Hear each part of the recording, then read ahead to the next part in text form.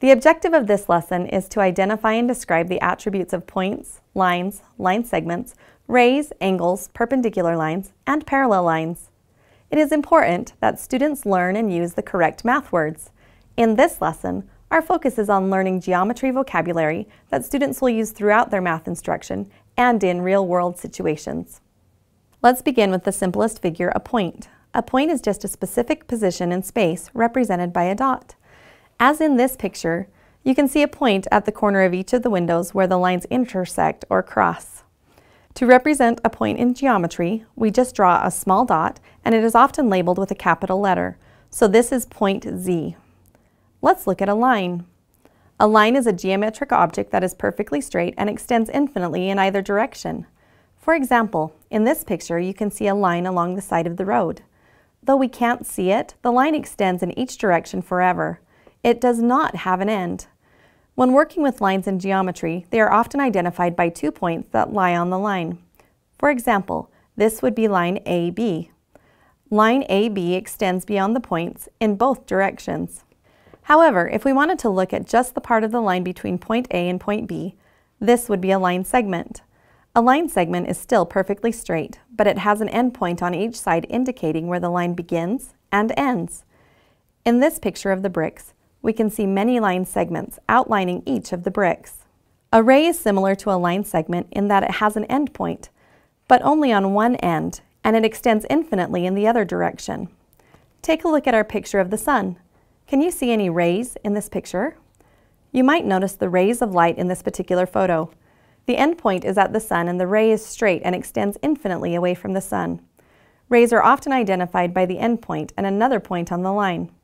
On this ray, if we label the endpoint D and another point on the line C, then this would be ray DC.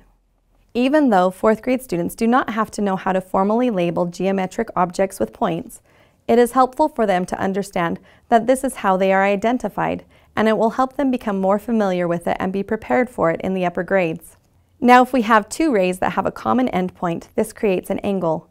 An angle can also be created by intersecting lines or line segments. This intersection point is called a vertex. There are 3 special types of angles: acute, obtuse, and right. An acute angle is an angle measuring less than 90 degrees on a protractor. Remember that 90 degrees looks like the corner of a piece of paper. Looking back at our picture of the sun, we can see an acute angle between the rays. An obtuse angle is an angle that measures more than 90 degrees on a protractor. Again, let's look at the sun picture. Can you identify any angles between the rays that look like they are more than 90 degrees? What about here? This appears to be larger than 90 degrees and is an obtuse angle. Now we know that an angle smaller than 90 degrees is acute and larger than 90 degrees is obtuse. But what about exactly 90 degrees? This type of angle is called a right angle. A right angle measures exactly 90 degrees on a protractor. Sometimes right angles are marked with a small square drawn within the angle, like this. However, not all right angles are marked this way. As your child is learning to identify angles, have them classify angles that are turned in a variety of directions, because orientation can sometimes confuse them. For example, most students would identify this angle as a right angle. However, when we turn it this way, many students think it is obtuse. Help them use strategies to reorient the angle or use benchmarks like the corner of a paper to help them identify the angles. You can have lines, line segments, or rays intersect to form angles.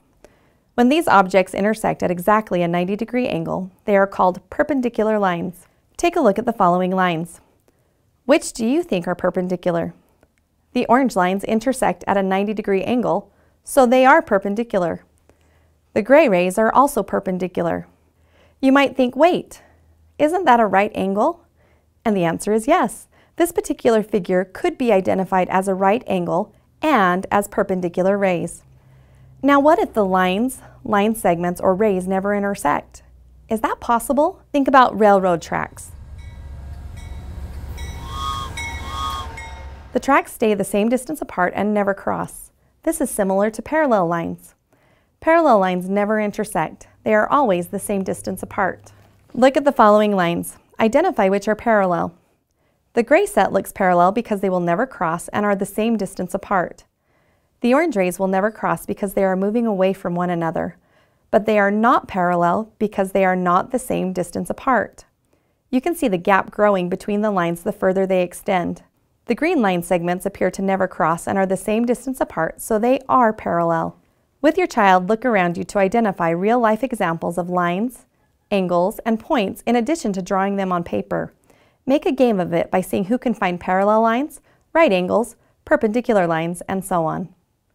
The objective for this lesson was to identify and describe the attributes of points, lines, line segments, rays, angles, perpendicular lines, and parallel lines. We met this objective by defining each of the terms and looking at examples of each in the real world.